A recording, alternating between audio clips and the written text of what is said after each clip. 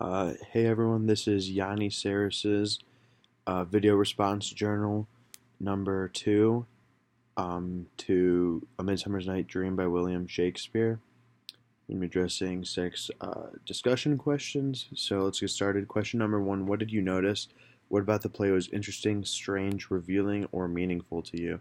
So I think what really stood out to me is how tonally different this play is from a lot of other of Shakespeare's works that I've read, in that it's pretty lighthearted. It's really the first rom-com, I guess you could say, where other Shakespeare works like Romeo and Juliet, Othello, King Lear, Hamlet all ended with death, some type of tragedy. This really, there's no death at the end of this. It ends pretty lighthearted. It's pretty funny and romantic all the way through, which is a nice change of pace. Question number 2, what values are being represented in this dramatic world?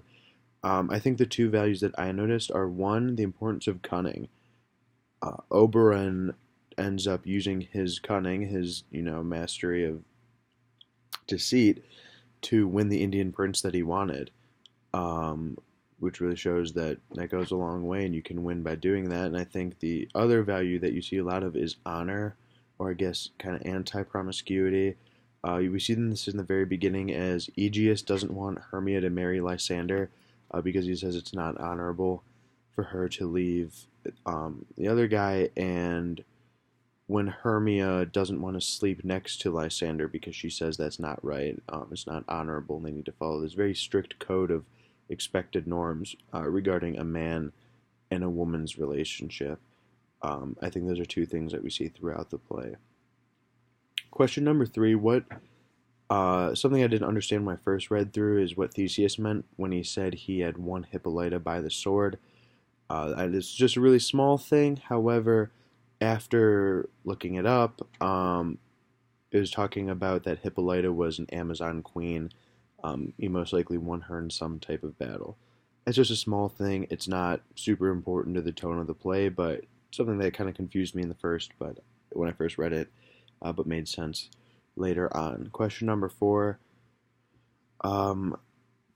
One of the ways gender, and this is really question 4 and 5 together, about how gender is depicted in the play and men playing female characters.